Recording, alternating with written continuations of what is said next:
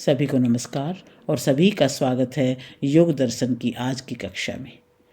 सबसे पहले महर्षि पतंजलि को नमन करते हैं और फिर पाठ को प्रारंभ करते हैं। योगेन चित्तस्य पदेन वाचां मलं शरीरस्य च वैद्यकेन योपाकरोत्तं प्रवरं मुनीनां पतञ्जलिं प्राञ्जलिरानतोऽस्मि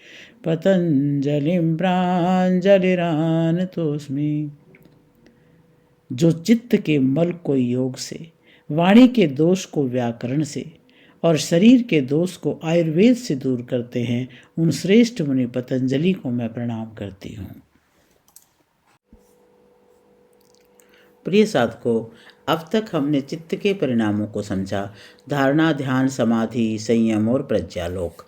आज से हम विभूति पाद के उस भाग में प्रवेश कर रहे हैं जहाँ संयम का प्रभाव दिखाई देने लगता है।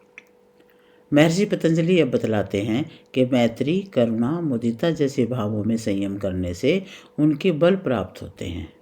सोचिए, यदि मन में सच्ची मैत्री स्थिर हो जाए तो भीतर कितना सामर्थ्य उत्पन्न होगा।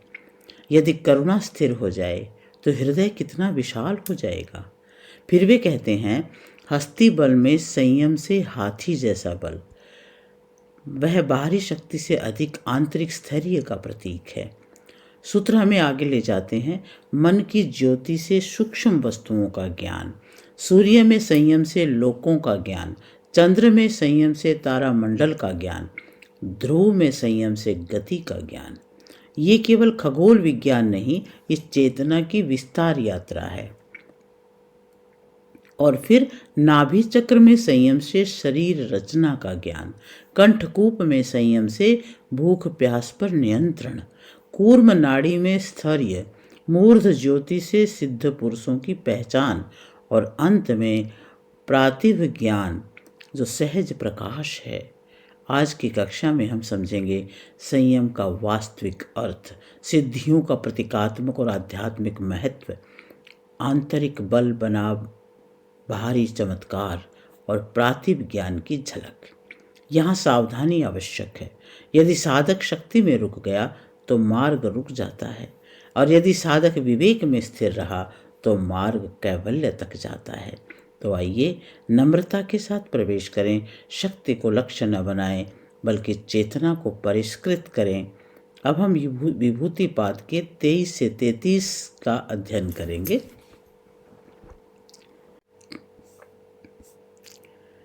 सूत्र नंबर 23, मैत्री आदिसु बलानि। सूत्र का अर्थ है, मैत्री, करुणा और मुदिता, इन तीन भावनाओं में संयम करने से मैत्री, करुणा, मुदिता बलों की प्राप्ति होती है। इस सूत्र में मैत्री आदि में संयम करने से बलों की प्राप्ति कही है। प्रथम पाद के 33वें सूत्र में मैत्री, करुणा, मुदिता इन तीन भावनाओं का कथन किया है। इन तीनों भावनाओं के अभ्यास से दृढ़ बनाने में इन तीनों भावनाओं को अभ्यास से दृढ़ बनाने में और इनमें संयम करने से बलों की प्राप्ति होती है। मैत्री में संयम करने से मैत्री बल की प्राप्ति होती है, करुणा में संयम करने से करुणा बल की प्राप्ति होती है, और मुदिता में संयम करने से मुदिता बल की प्राप्ति होती है। मैत्री बल की प्राप्ति में साधक अन्यों को मित्र बनाने में सफल हो जाता है, और करुणा बल की प्राप्ति से दूसरों को दयालु बनाने में सफलता मिलती है। मुदिता बल की प्राप्ति से अन्यों को हर्षयुक्त करने में सफलता मिलती है। जब योगाभ्यासी इन तीनों भावनाओं को दृढ़ बना लेता है तो अपने अंदर जो इन तीनों के विरुद्ध सूक्ष्म विचार हैं, उनकी परिसमाप्ति हो जाती है, और उसमें अन्यों को भी इन भावनाओं से युक्त करने की शक्ति आ जाती है। मैत्री आदि भावनाओं का अभ्यास करने वाले साधक को ये नहीं सोचना चाहिए कि अन्य लोग मेरे साथ मैत्री आदि करेंगे तो मैं उनके साथ मैत्री आदि करूँगा, क्योंकि ऐसा सोचने से इनका पालन करने में कभी भी सफलता नहीं मिलती। इसलिए दूसरे लोग मेरे साथ इसका व्यवहार करें या न करें, स्वयं इसका अनुष्ठान अवश्य करूँगा। यद्यपि अपुण्य आत्माओं में उपेक्षा का कथन है, भावना का नहीं, परंतु अपुण्य आत्माओं के स्तर के अनुसार उनका कल्याण करने का प्रयास करना चाहिए। उनके प्रति सर्वथा ही उपेक्षा करना ठीक नहीं है, क्योंकि उनमें भी सुधारने के लिए प्रयत्न करने पर सुधरने की योग्यता वाले होते हैं। कुछ तो ऐसे होते ही हैं कि सुधरने की योग्यता से दूर हो गए, परंतु उनका भी कल्याण करने की भावना रखनी चाहिए। वेद मंत्रों में सबके कल्याण के लिए प्रार्थना करने का विधान है। अब 24वां सूत्र है। 24वें सूत्र में कहते हैं, बले सुहस्ति बलादिनी। अर्थ है, हाथी आदि के बलों में संयम करने से हाथी आदि के बल की भांति अधिक बल की प्राप्ति होती है। इस सूत्र में यह बतलाया गया है कि हाथी आदि बलयुक्त पदार्थों में संयम करने से बल की प्राप्ति होती है। बल की प्राप्ति का प्रकार जब व्यक्ति किसी महान बलवान पुरुष को देखता है और स्वयं उस जैसा बलवान बनना चाहता है, तब उसके खान पान, व्यायाम आदि सभी व्यवहारों को देखता है और उसी की भांति स्वयं भी व्यवहार करता है तथा मन में उसी जैसा बनने की तीव्र इच्छा करता है, तो उसी के समान बलवान हो जाता है। केवल महापुरुष के बल में संयम करने मात्र से उस जैसा बलवान नहीं बन सकता। उसी प्रकार से सर्वत्र जानना चाहिए। यदि कोई व्यक्ति यह मानता हो कि जिसमें संयम करते हैं उसका बल संयम करने वाले को प्राप्त होता है, तो उसके अनुसार जिसमें संयम किया गया है उसका बल न्यून होना चाहिए, किंतु ऐसा नहीं है। इससे यह जानना चाहिए कि संयम मात्र से बल नहीं प्राप्त होता। दूसरी बात यह भी जाननी चाहिए कि क्या योगी वायु के बल में संयम करने से वायु जितना बल प्राप्त कर लेता है अथवा नहीं। यदि वायु जितना बल प्राप्त कर लेता है, तो क्या समुद्र में वायु के बल से जो तूफान आता है, तो उतना तूफान समुद्र में योगी के बल से आ सकता है क्या? भूमि के बल में संयम करने से भूमि जितना बल योगी में आ सकता है? इसका समाधान यह है कि वायु और भूमि जितना बल योगी में नहीं आता, किंतु मनुष्य की स्थिति के अनुसार योगी के बल की मात्रा बढ़ जाती है। इसलिए बलशाली पदार्थों के बल को देखकर बल के साधनों का अनुष्ठान करने से योगी का बल बढ़ जाता है।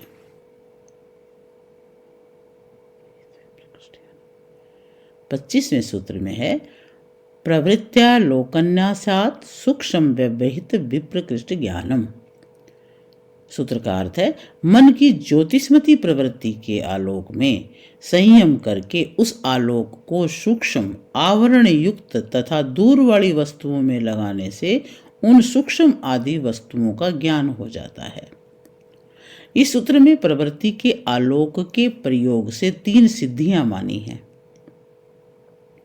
योग दर्शन के प्रथम पाद में 36वें सूत्र में मन की ज्योतिष्मती प्रवृत्ति कही है। उसका जो प्रकाश है, योगी उस प्रकाश को सूक्ष्म, व्यवहित और दूर के पदार्थों में डाल करके उनके स्वरूप को जान लेता है। सत्वगुण प्रकाशशील है और ज्योतिष्मती प्रवृत्ति भी सात्विक है। उसके माध्यम से जीवात्मा अपने स्वरूप को और अन्य अनेक सूक्ष्म विषयों को जानने में सफल हो जाता है। परंतु परोक्ष पदार्थों को और अति दूर के पदार्थों को कैसे जानता है, वह प्रयोग पूर्वक नहीं देखा गया। सात्विक प्रवृत्ति से योगाभ्यासी अपनी चित्त की सूक्ष्म वृत्तियों को जानने में सफल हो जाता है। ये प्रत्यक्ष रूप से देखा जाता है। योगाभ्यास के समय योग के विरुद्ध वृत्तियों को जानकर उनको रोक देना और सात्विक वृत्तियों को ईश्वर प्राप्ति की ओर लगा देना, जो ज्योतिष्मती प्रवृत्ति से सिद्ध हो सकता है। ज्योतिष्मती प्रवृत्ति के प्रकाश को डालकर योगी भूगर्भ में विद्यमान व्यवहित पदार्थों को और हजारों मील दूर के पदार्थों को कैसे जानता है, ये विचारणीय है। 26वां सूत्र आता है, भुवन ज्ञानम सूर्य संयमात्। अर्थात सूर्य में संयम करने से समस्त लोकों का ज्ञान हो जाता है। भुवन यौगिक शब्द है। श्री रामचरितमानस में 3 भुवन, 14 भुवन, अनगणित भुवनों का उल्लेख है।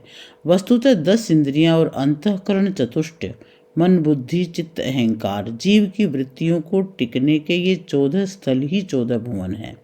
इनकी अगणित प्रवृत्तियां अगणित भुवन हैं।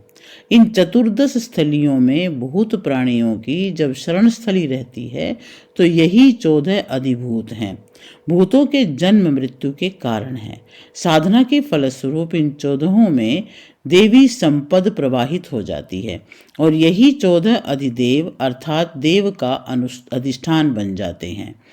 स्तर उन्नत होने पर यही आत्मा का प्रसारण केंद्र बन जाते हैं। दर्शन, स्पर्श और स्थिति मिलने के पश्चात भुवन समाप्त हो जाते हैं, प्रकृति पुरुष तत्व में विलीन हो जाती है। सूर्य में संयम करने से समस्त भुवनों का ज्ञान हो जाता है। सूर्य ज्योतिर्मय परमात्मा का प्रतीक है। भगवान श्री कृष्ण गीता में कहते हैं कि सूर्य के मार्ग से गए हुए लोग पुनरावर्तन को प्राप्त नहीं होते। यही महर्षि पतंजलि भी कहना चाहते हैं कि चिंतन जब परमात्मोन्मुखी हो जाता है तो भुवन ज्ञानम, भुवनों का ज्ञान हो जाता है। किस भुवन से हमारा कहाँ लगाव है, भूत कितना, देव कितना, आत्मा का आधिपत्य कितना है, इन सब का ज्ञान हो जाता है।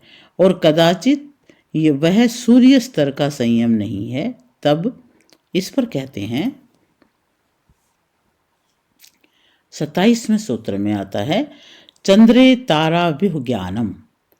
चंद्रमा में संयम करने से तारों की संरचना का ज्ञान हो जाता है। ये जगत ही एक रात्रि है। यह निशा सर्वभूतानाम तस्याम जागर्ति संयमी। जगत रूपी रात्रि में सब सोए हैं, इसमें संयमी पुरुष जाग जाता है और इस जगत रूपी रात्रि में जब उन्हें परमात्मा का क्षीण प्रकाश मिलने लगता है तो तारा व्यूह ज्ञानम, तारों की स्थिति का ज्ञान हो जाता है कि चित्त वृत्ति के तार सूत्र, इनकी गति कहाँ कहाँ है, ग्रंथि कहाँ कहाँ पड़ी हुई है, इसके व्यूह का ज्ञान हो जाता है। अब देखें साधना में स्थिर ठहरने का परिणाम क्या होता है। 28वें सूत्र में आता है, ध्रुवे तद्गति ज्ञानम। ध्रुव तारे में संयम स्थिर करने से तारों की गति का ज्ञान होता है। स्तंभ वृत्ति की परिपक्व अवस्था में जब सूरत अचल स्थिर ठहर गई, तद्गति ज्ञानम, उन तारों की गति का ज्ञान हो जाता है कि चित्त वृत्ति का वेग कैसा है। कभी चित्त अचल ठहरने लगता है, कभी उद्वेग आता है, कब कैसा चिंतन उभरने वाला है, उभरने से पूर्व ही उसका ज्ञान हो जाता है। इसलिए उद्वेग आने से पूर्व ही शांत हो जाता है। यह सब चिदाकाश में ही होता है। 29वां सूत्र, नाभि चक्रे काय व्यूह ज्ञानम। संयम से नाभि चक्र की पकड़ आ जाती है तो काय व्यूह ज्ञानम, शरीर की स्थिति का पूरा पूरा ज्ञान हो जाता है। नाभि केंद्र का प्रतीक है। वृत्ति सिमटकर जब अपने उद्गम में स्थित हो जाती है तो वह काय व्यूह ज्ञानम, पुनः पुनः काया निर्माण के क्या कारण है, कितने शरीर और पाने हैं, इसका ज्ञान हो जाता है। बुद्ध को पिछले कई 100 जन्मों का ज्ञान हो गया था।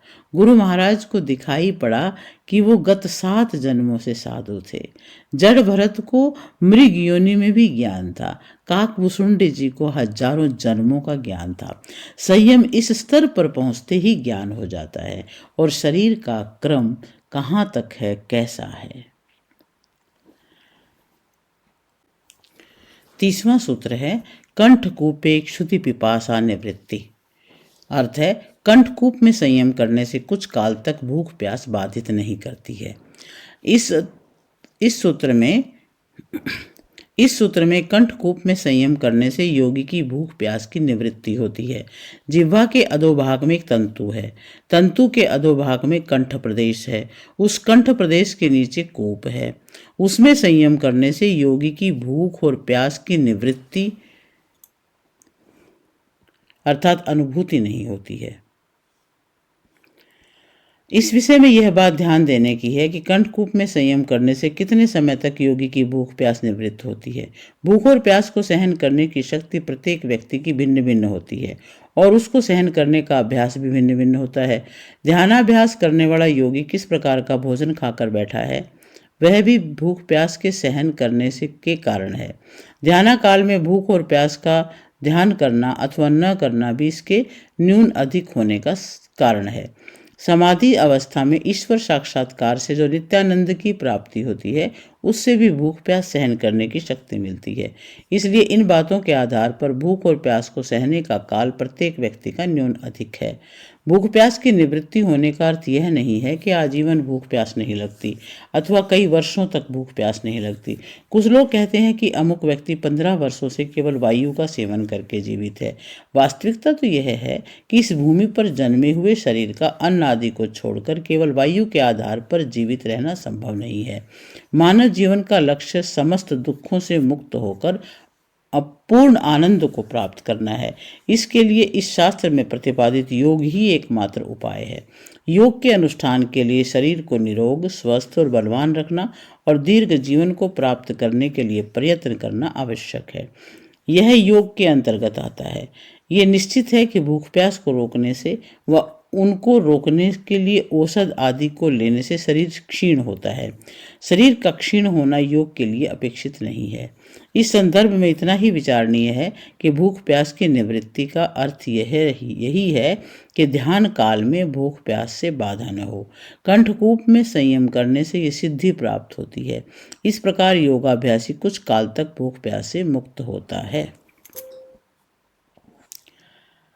31वां सूत्र आता है कूर्म नाड्याम स्थैर्यम। कूर्म नाड़ी में संयम करने से शारीरिक और मानसिक स्थिरता प्राप्त होती है।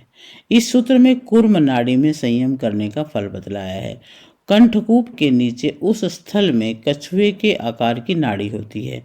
उसमें संयम करने से योगी स्थिरत्व को प्राप्त करता है और स्थिरत्व का अभिप्राय है कि योगी का शरीर और मन दोनों अच्छे प्रकार से दीर्घ काल पर्यंत स्थिर रहते हैं। इसको जानने के लिए एक प्रसिद्ध दृष्टांत दिया गया है।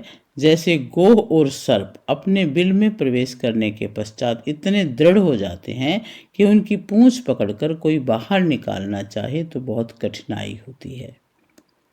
अब आता है 32वां सूत्र और 32वें सूत्र में कहा है मूर्ध ज्योतिषी सिद्ध दर्शनम। अर्थ है मूर्धा के सात्विक प्रकाश में संयम करने से सिद्ध महान योगियों को पहचानने की योग्यता प्राप्त होती है। इस सूत्र में मूर्धा के सात्विक प्रकाश में संयम करने का फल बतलाया है। मूर्धा के सात्विक प्रकाश में संयम करने से सिद्धों का दर्शन होता है। योगाभ्यास करने से साधक की बुद्धि सात्विक हो जाती है। सत्संग, स्वाध्याय, ईश्वर उपासना करने से योगी में सत्व गुण प्रधान हो जाता है और रजोगुण और तमोगुण गौण हो जाता है। उससे व्यक्ति विवेक वैराग्य का विकास करता है और ईश्वर उपासना श्रद्धा पूर्वक करता है। व्यवहार में मन, वाणी, शरीर से यम नियमों का पालन करता है तथा सात्विक भोजन करता है। ऐसे अनुष्ठानों के करने से जो सात्विक बुद्धि उत्पन्न होती है और ईश्वर की ओर से जो ज्ञान प्राप्त होता है, मेरी दृष्टि में वह मूर्ध ज्योति है। इस मूर्ध ज्योति को परिपक्व बना लेने पर सिद्ध पुरुष उच्च कोटि के योगियों को जानने का सामर्थ्य उत्पन्न होता है। साधारण व्यक्ति जिन योगियों को नहीं जान सकता, उनको योगाभ्यासी जान लेता है।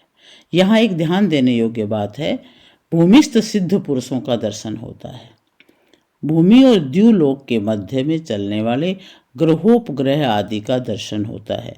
द्युलोक और पृथ्वी लोक के मध्य में सिद्ध पुरुष घूमते हैं। ऐसा मंतव्य परीक्षणीय है। अब 33वां सूत्र आता है प्रातिभाद वा सर्वम। 33वां सूत्र में कहा है प्रातिभाद वा सर्वम। सूत्र का अर्थ है प्रातिभ ज्ञान से अनेक पदार्थों का ज्ञान होता है। इस सूत्र में प्रातिभ ज्ञान से अनेक पदार्थों के जानने का कथन है। प्रातिभ उस ज्ञान का नाम है जो किसी बाहर के निमित्त से उत्पन्न नहीं होता, किंतु अपने अंदर से ही उत्पन्न होता है। इस ज्ञान को विवेकज ज्ञान का प्रथम रूप माना जाता है। जैसे सूर्य उदय होने से पूर्व सूर्य की लाली का ज्ञान होता है, वैसे ही विवेकज ज्ञान के उत्पन्न होने से पूर्व उसके उत्पन्न होने का ज्ञान होता है। सूर्योदय से पूर्व एक सूक्ष्म प्रकाश दिखाई देता है, वह सूर्योदय होने का ज्ञापक है। वैसे ही विवेकज ज्ञान उत्पन्न होने से पूर्व प्रातिभ ज्ञान का उत्पन्न होना विवेकज ज्ञान उत्पन्न होने का ज्ञापक है। यहाँ पर यह बात ध्यान देने की है कि यह प्रातिभ ज्ञान कहाँ से आता है। इस जन्म या पूर्व जन्म में जो धर्माचरण वेदादि शास्त्रों का अध्ययन अध्यापन सत्संग योगाभ्यास अर्थात अष्टांग योग का अनुष्ठान किया जाता है, उससे सुसंस्कार उत्पन्न होते हैं। उन सुसंस्कारों से जो ज्ञान उत्पन्न होता है उसका नाम प्रातिभ ज्ञान है। इस प्रातिभ ज्ञान से अनेक पदार्थों का ज्ञान हो जाता है। यह देखा जाता है कि इस जन्म में विशेष रूप से न पढ़े हुए व्यक्तियों को भी कुछ पदार्थों का ज्ञान हो जाता है। इस सूत्र में पठित सर्व शब्द का अर्थ नहीं है। इस सूत्र में पठित सर्व शब्द का यह अर्थ नहीं है कि समस्त पदार्थों का ज्ञान हो जाता है। इसका तात्पर्य यह है कि अनेक पदार्थों का ज्ञान हो जाता है।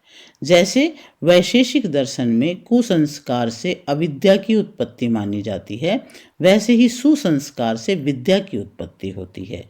इसलिए यह प्रातिभ ज्ञान सुसंस्कारों से उत्पन्न होता है। आज के लिए इतना ही। कल फिर पढ़ते हैं इससे अगले सूत्र।